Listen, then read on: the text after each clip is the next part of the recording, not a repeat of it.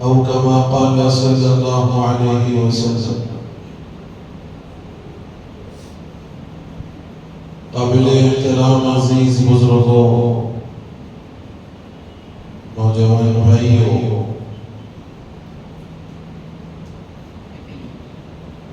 اسلام کی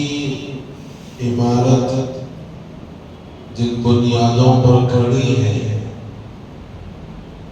اس میں ایک اہم ترین بنیاد اور ستون زکوٰۃ ہے۔ قرآن مقدس میں اللہ رب العزت نے نماز کے ساتھ 70 سے زائد مقامات پر زکوٰۃ کا حکم دیا ہے، اور دیگر آیات میں زکوٰۃ کی دیگر فضیلتیں بھی بیان فرمائی ہیں۔ ایک آیت میں فرمایا کہ زکوٰۃ انسان کے مال کو صاف ستھرا کرتی ہے اور اس کے دل کی کدورت اور گندگی کو دور کرتی ہے۔ زکوٰۃ کے سلسلے میں اور آیات کے اندر یہ بھی فرمایا کہ زکوٰۃ دینے سے انسان کا بقیہ مال پاک صاف ہو جاتا ہے، اللہ کی نگرانی اور اللہ کی حفاظت میں آ جاتا ہے۔ احادیث مبارکہ میں بھی فرمایا کہ زکوٰۃ دینا یہ مسلمانوں پر اللہ کی طرف سے عائد کردہ ایک فریضہ ہے، جس میں یہ فرمایا گیا کہ زکوٰۃ مالداروں سے لی جائے گی اور فقراء اور ضرورت مندوں پر خرچ کی جائے گی۔ اسلام سے قبل بھی دیگر انبیاء کرام علیہ السلام کی شریعتوں میں زکوٰۃ کا حکم موجود رہا۔ سیدنا اسماعیل علیہ السلام کا تذکرہ اللہ نے سورہ مریم میں فرمایا تو ان کی ایک خصوصیت بیان فرمائی، وَكَانَ يَأْمُرُ أَهْلَهُ بِالصَّلَاةِ وَالزَّكَاةِ، کہ وہ اپنے گھر والوں کو نماز اور زکوٰۃ دونوں کا حکم کرتے تھے۔ یہ الگ بات ہے کہ کیفیات الگ رہی ہیں، انداز الگ رہا ہے اور زکوٰۃ دینے کا طریقہ کار الگ رہا ہے، لیکن نفس زکوٰۃ کا حکم سابقہ شریعتوں میں بھی موجود رہا ہے۔ اب زکوٰۃ کے لیے ایک بنیادی بات جو ہر مسلمان کو خاص طور سے ذہن میں رکھنے کی ہے، وہ یہ ہے کہ پچھلی شریعتوں میں زکوٰۃ جب ادا کی جاتی، زکوٰۃ کا مال جب نکالا جاتا تو حکم یہ ہوتا کہ اپنے صدقات اور اپنے زکوٰۃ نکال کر پہاڑ کی چوٹی پر اس کو رکھ دیا جائے۔ آسمان سے ایک سفید آگ آتی اور اس مال کو جلا کر راکھ کر دیتے۔ آسمان سے آگ آتی اور جو مال صدقے کا، زکوٰۃ کا وہاں رکھا جاتا پہاڑ پر، تو وہ آگ آ کر اس کو جلا کر خاک کر دیتی۔ یہ جل جانا مال کا عند اللہ مقبولیت کی دلیل تھی۔ یہ مال کا جل جانا اور مال کسی کے استعمال میں نہ آئے، کسی کا اس کا کوئی فائدہ نہیں ہوا، دینے والے کا اپنا فریضہ ادا ہوا، باقی اس کے علاوہ کسی اور بندے کا عملی اعتبار سے اس مال سے کوئی فائدہ نہیں ہوا، اس لیے کہ وہ سارے کا سارا مال جل گیا۔ لیکن یہ جل جانا اس وقت میں اللہ کی طرف سے مقبولیت کی دلیل تھی کہ یہ زکوٰۃ، یہ صدقہ یا یہ مال جو تم نے دیا ہے یہ اللہ کے یہاں مقبول ہو گیا۔ حضرت آدم علیہ السلام کے ان دونوں بیٹوں کا واقعہ حابیل اور قابیل کا، جس کا ذکر قرآن مقدس میں بھی فرمایا گیا، اس میں یہی بات بیان کی گئی کہ ایک کا صدقہ قبول ہوا، آگ نے آ کر کے اس کو جلایا، دوسرے کا صدقہ نامقبول ہوا، اس کو آگ نے نہیں چھوا۔ لیکن ہماری شریعت میں اللہ رب العزت نے ایک بہت بڑا احسان فرمایا اور بہت عظیم اللہ نے فضل فرمایا کہ ہم اپنے مال کی صفائی ستھرائی کو مد نظر رکھتے ہوئے جب مال کی زکات نکالتے ہیں تو ایسا نہیں ہے کہ نکالو اور کہیں لے جا کر کے پھینک دو، نکالو اور کہیں لے جا کر ایسے جگہ رکھ دو کہ جو کسی کے استعمال میں نہ آئے۔ اللہ نے یہ حکم نہیں دیا، بلکہ اللہ نے صاف فرمایا کہ مالداروں سے یہ زکات کی رقم لی جائے گی، ضرورت مندوں پر تقسیم کی جائے گی۔ تو اس میں ہمارے لیے دوہرا فائدہ ہے، ایک تو ہم اپنے فریضے سے سبکدوش ہو رہے ہیں، جو مال کا حق ہے سالانہ، اس مال کے حق سے ہم سبکدوش ہو رہے ہیں، اور دوسرا فائدہ یہ ہے کہ یہ مال ہمارے ہی اپنے ضرورت مند بھائیوں کے لیے، ہمارے لیے اپنے مفلس اور مستحق افراد کے لیے استعمال میں آ رہا۔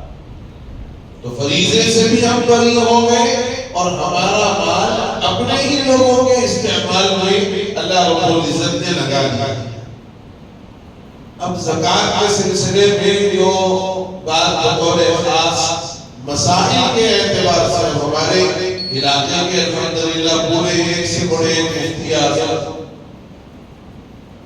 میں ایک بات بڑی صاف دلی سے عرض کر رہا ہوں کہ میں بدزن ہو گیا، میری امامت میں تعبیر سے طبیعت بدزن ہو گئی، واقعی بدزن ہو گئی۔ اس لیے بدزن ہو گئی ہے کہ صحیح کام کرنے والوں کا اور صحیح بات پیش کرنے والوں کا عوام الناس کے نزدیک بہرحال کوئی ان کی ویلیو نہیں ہے سمجھا۔ اور ویلیو کا یہ مطلب نہیں ہے کہ آپ آؤ بھگت کریں، یہ مجھے پسند بھی نہیں، شروع سے بھی میں اس کا قائل نہیں رہا کہ آپ آؤ بھگت کریں، آئے سلام کرتے رہے اور چائے پی۔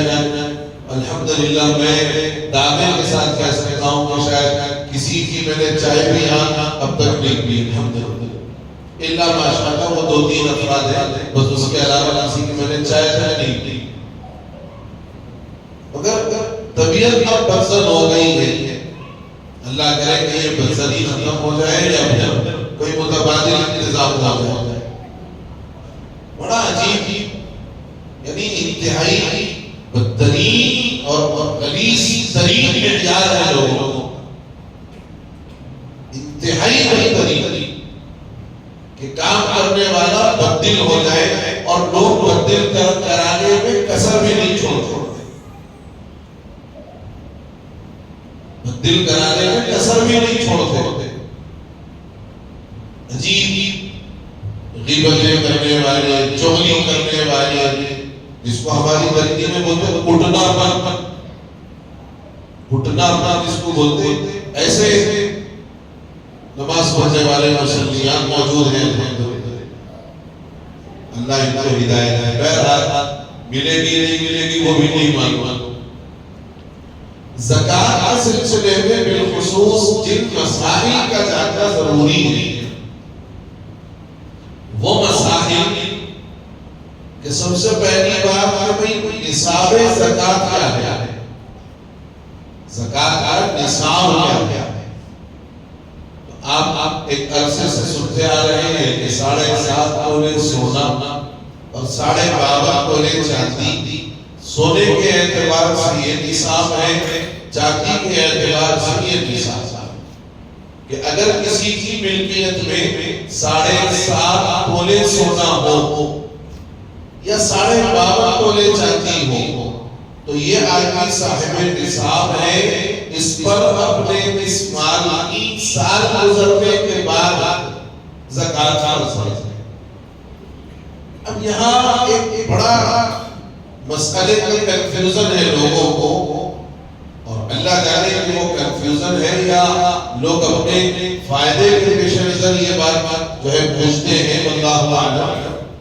سال گزرنے والی جو بات ہے، سال گزرنے والی جو بات ہے، یہ سال گزرنے کا مطلب یہ ہے کہ آپ جس وقت پہلی مرتبہ صاحب نصاب بنے، جیسے معلوم ہو کہ ایک آدمی 2024 میں پہلی مرتبہ صاحب نصاب بنا، اتنا مال اس کی ملکیت میں آ گیا، یا کسی خاتون کے پاس اتنا سونا یا چاندی آ گیا کہ وہ صاحب نصاب بن گئی، یا مرد حضرت مال کے آنے کی وجہ سے صاحب نصاب ہو گئے، ٹھیک۔ اب 2024 میں صاحب نصاب بنے تھے، 25 آئے گا تو سال مکمل ہوگا، 25 آئے گا تو سال مکمل ہوگا۔ اب 25 کے بعد جب 26 آیا تو اس 26 کے آنے میں درمیان میں کوئی مال آ گیا، 25 کا سال پورا ہونے کے بعد صاحب نصاب 24 میں ہوا، 25 میں ایک سال پورا ہو گیا، اب یہ ایک سال پورا ہونے کے بعد مزید کچھ مال آیا، یا خاتون نے مزید کوئی زیور خریدا، مرد کے پاس کوئی اور ذریعے سے مال آیا، تو اب یہ ذہن بنا ہوا ہے کہ وہ نیا جو سونا خریدے 25 کا سال پورا ہونے کے بعد اس پر بھی سال گزرنا ہے، یہ ذہن بنا ہوا ہے نا۔ اور مرد کے پاس سال گزرنے کے بعد جو مال آیا الگ سے، اس مال پر بھی لوگوں کا یہ ذہن ہے کہ اس پر سے بھی الگ سے سال گزرنا ضروری ہے، حالانکہ ایسا مسئلہ نہیں۔ ایک مرتبہ صاحب نصاب ہو جانے کے بعد درمیان میں جتنا بھی ربح کہتے ہیں الگ سے آنے والا نفع، نصاب کے علاوہ آنے والا جو مال ہے، نصاب کے علاوہ جو سونا ہے، یہ جو خریدا گیا، اس پر الگ سے سال گزرنا ضروری نہیں ہے۔ اب 2026 میں جب آپ اپنے مال کی جو صاحب نصاب بننے پر زکات واجب ہوگی، اس کا جب حساب کریں گے تو اس کو بھی ملا لیں گے، اس پر الگ سے سال گزرنے کا حکم نہیں ہے۔ تو ایک تو یہ نصاب 7.5 تولے سونا ہے، 12.5 تولے چاندی۔ اب اس اعتبار سے اگر دیکھا جائے تو کئی ایسے گھرانے ہیں جہاں نہ وہ 7.5 تولے سونا مکمل ہے، نہ 12.5 تولے چاندی مکمل ہے، لیکن تھوڑا سونا اور تھوڑی چاندی موجود ہے۔ عام طور پر ہمارے پاس مڈل کلاس طبقے کے پاس، اور جس کو ہم بولتے ہیں غریب ہے، جس کو ہم بولتے ہیں غریب ہے، کہ میں ایک مسئلے کی ایک تحقیق میں لگا ہوا تھا، میں زکات دے رہے تو زکات تو ادا ہوا، تو میں نے معلوم کیا کہ بھائی وہ فلاں جو ہے نا آدمی بڑا ضرورت مند ہے، تھوڑی اس کی گھر کی تحقیق تو کرو کہ کیا ہے۔ تو معلوم ہوا کہ یقیناً بڑے حالات میں ہے، مگر بیگم کے پاس 2 تولے سونا موجود ہے، بیگم کے پاس 2 تولے سونا موجود ہے، اور کچھ تولے ایسے بھی ہیں جو چاندی بھی موجود ہے۔ لوگ یہ تو صاحب نصاب ہو، یہ صاحب نصاب ہو۔ تو اگر کسی کے پاس بڑا سونا اور تھوڑی چاندی ہے، اور ان دونوں کو ملا کر آج کی تاریخ میں 12.5 تولے چاندی کے خریدنے کے برابر وہ قیمت ہو جائے، 2 تولے سونا ہے، 15 تولے چاندی ہے، اب 2 تولے سونے کی قیمت اور 15 تولے چاندی کی قیمت دونوں کو ملا کر یعنی جمع کروا، دونوں کو ملا کر جمع کرنے کے بعد جو کل قیمت ہوگی، وہ کل قیمت میں اگر 12.5 تولے چاندی آ جاتی ہے تو وہ خاتون بھی صاحب نصاب، وہ خاتون بھی صاحب نصاب ہے۔ اس اعتبار سے اگر دیکھا جائے تو کئی مسلمان گھرانے ہیں جن پر زکوٰۃ واجب ہے، جن پر زکوٰۃ واجب ہے۔ اچھا ایک مسئلہ اور میں جو اہم ضروری مسئلے ہیں وہ بتاؤں گا، باقی آپ حضرات مفتیان اعظم ہیں ہی نہیں۔ ایک مسئلہ یہ ہے کہ بیوی صاحب نصاب بن گئی سونے اور چاندی کے اعتبار سے، شوہر مقروض ہے، شوہر پر قرض ہے، تو اب زکوٰۃ واجب ہوگی کہ نہیں ہوگی؟ ہاں ہوگی، اس لیے ہوگی کہ بیوی جو صاحب نصاب بن گئی ہے اس کو اپنی زکوٰۃ ادا کرنی ہے، اپنے سونے اور چاندی کی۔ مرد جو مقروض ہے اس کے مقروض ہونے کی وجہ سے بیوی کے سونے چاندی پر جو زکوٰۃ واجب ہوتی ہے اس زکوٰۃ پر کوئی اثر نہیں پڑے گا اس کے مقروض ہونے کی وجہ سے۔ ایک اور مسئلہ یہ بھی ذہن میں رکھیں، بہت سارے لوگ وہ ہوتے ہیں جو بینک سے لون لیتے ہیں، کاروبار کا loan, gold loan, home loan, جی وہیکل لون، الگ الگ ہے۔ اب یہ لون کی ادائیگی کے لیے وقت بھی کافی ہے، وقت بھی کافی ہے، تو لون جو سمجھو کہ بھئی انگریزی زبان کا ورڈ ہے، اس کا اگر آپ اردو میں ترجمہ کریں تو قرض، کیا لون عربی انگریزی زبان کا ورڈ ہے، حرف ہے، اور اگر اس کا آپ ترجمہ کریں تو قرض اردو میں، تو اب لوگ یہ بولتے ہیں کہ صاحب ہمارے کو جو قرض ہے اور جس پر قرض ہے اس پر زکوٰۃ واجب نہیں۔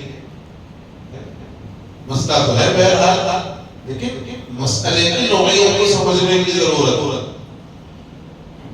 اگر کوئی قرض انسان کا لمبے عرصے تک کا ہے، لانگ ٹرم قرض ہے، لانگ ٹرم لمبے عرصے کے واسطے، اور اتنا قرض ہے کہ کئی سال گزر جائیں گے اس کے ادا کرنے کے لیے، اور پھر ادھر آدمی صاحب نصاب بھی ہے، مال وغیرہ اس کے پاس موجود ہے، تو اس کا طریقہ کار یہ ہے کہ لون کا ایک سال کے اعتبار سے حساب کیا جائے، جیسے ماہانہ 10,000 روپیہ آپ لون پے کر رہے ہیں، تو 10,000 کو آپ 12 پہ ضرب دیں، 1,20,000 ہوگا، اور جو آپ کی مالیت ہے اس مالیت کو آپ جمع کریں، اس مالیت میں سے 1,20,000 جو آپ کا ایک سالہ لون کی رقم ہے اس کو آپ منہا کر دیں، اس کو منہا کریں۔ اب اس کے بعد جو بچا آپ کے پاس اصل مال، اس کی زکوٰۃ بہرحال آپ کا بچا۔ بہت سارے لوگ یہ سوچ کر کے صاحب میں تو لون لیا ہوا میرے اوپر تو قرض ہے لہذا زکوٰۃ کی ضرورت ہی نہیں ہے، نہ صرف یہ کہ خود زکوٰۃ ادا نہیں کرتے بلکہ لون لینے کے عنوان پر کئی ایسے لوگ ہیں جو اپنے آپ کو مستحق زکوٰۃ مانتے ہیں، جو اپنے آپ کو مستحق زکوٰۃ مان کر لوگوں سے زکوٰۃ بھی مانگتے ہیں۔ کئی ایسے مسلمان گھرانے ہیں، میں بہت جو ہے تحقیق کے بعد یہ بات آپ سے عرض کر رہا ہوں، جن گھرانوں کی خواتین بلا شبہ صاحب نصاب ہے، جو ہمیں بظاہر یہ لگے کہ وہ بڑا غریب ہے، بڑے حالات میں ہے،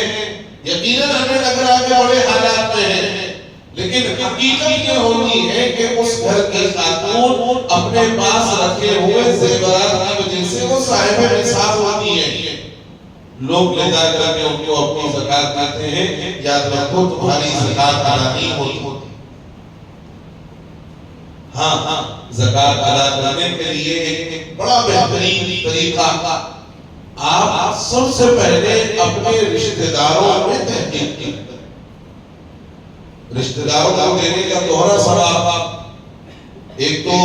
زکات کی فریضے کی ادائیگی ہے، دوسرے صلہ رحمی کا ثواب ہے۔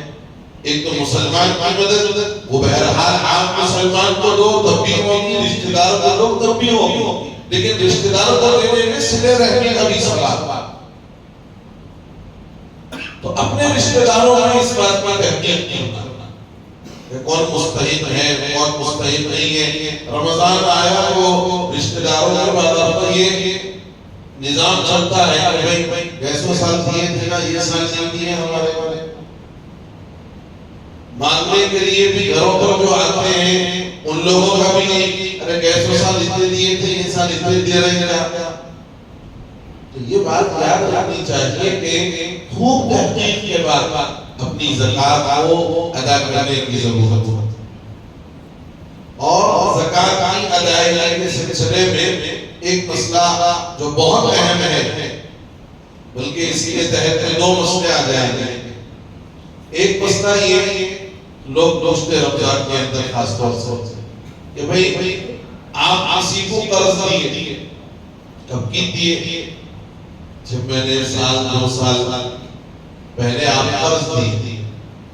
اب اس کو پوچھ رہے لیکن وہ بیچارے کے حالات نہیں بن رہے، انہیں قرض واپس نہیں کر رہا، ایک سال ہو گیا، 10,000 دیے 15,000 دیے، اب وہ ایک سال ہونے کے بعد رمضان آتا،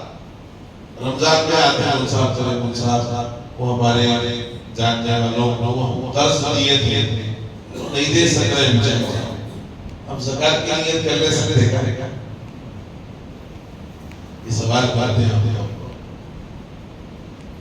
تو مسئلہ یہ ہے کہ بھئی آپ نے دیا سال قبل اور نیت اب کرنا چاہتے ہیں آپ، تو اس نیت کا کوئی اعتبار نہیں۔ زکات کی ادائیگی کے لیے نیت کا جو حکم ہے اس کے دو موقع ہیں۔ زکات ادا ہونے کے لیے آپ کو جو نیت کرنا ہے اس نیت کے دو موقع ہیں۔ ایک اس وقت جب آپ مستحق کے ہاتھ میں زکات کا مال دے رہے ہوں، رشتہ دار کو دے رہے ہیں، غریب کو دے رہے ہیں، پڑوسی کو دے رہے ہیں، مدرسے کو دے رہے ہیں، یہ دیتے وقت آپ کا نیت کرنی ہے یہ میں جو دے رہا ہوں یہ زکات ہے۔ اوکے نیت بھی ہو گئی، عمل بھی ہو گیا، یعنی یہ وہ نیت ہے جو مطابق للعمل ہے، عمل سے ملی ہوئی نیت، مال دے بھی رہے ہو نیت بھی کر رہے ہو تو نیت عمل سے ملی ہوئی ہے۔ ایک طریقہ یہ ہے نیت کا۔ دوسرا طریقہ یہ ہے کہ آپ نے زکات کا حساب لیا، اپنی مالیت جتنی ہے وہ ساروں کو جمع کیا، جمع کرنے کے بعد آپ نے حساب کر لیا، اب حساب کر کے اپنے پورے مال میں سے زکات ادا کرنے کے لیے جتنے مال کی ضرورت ہے وہ مال آپ نے علیحدہ کیا۔ مان لو کہ بھائی آپ کے پاس 20 لاکھ روپے ہیں اور آپ کو 50,000 روپے کی زکات ادا کرنی ہے، 20 لاکھ کی 50,000 تو ہوگی، 20 لاکھ 50,000 ہوگا، تو یہ 50,000 روپے اس 20 لاکھ میں سے آپ گن کے علیحدہ کر دیے۔ اب 19.5 ایک طرف ہے، 50 ایک طرف ہے، یہ 50 جب آپ نے اصل مال سے علیحدہ کیا، علیحدہ کرتے وقت میں آپ نے نیت کر لی کہ یہ 50 زکات کے ہیں اور اس کو الگ رکھ دیا، 19.50 کو الگ رکھ دیا، تو اب یہ 50 الگ کرتے وقت میں جو آپ نے زکات کی نیت کر لی یہ بھی آپ کی نیت کافی ہے۔ اب اس میں سے ضرورت مند کو دیتے وقت اگر نیت نہ بھی کی تو زکات آپ کی ادا ہو جائے گی۔ کیوں؟ اس لیے کہ ملکیت سے الگ کرتے وقت میں آپ نے نیت کر لی تھی، 20 لاکھ کی ملکیت، اس ملکیت سے علیحدہ کرتے وقت میں آپ نے نیت کرنی کہ یہ 50 آئے گئے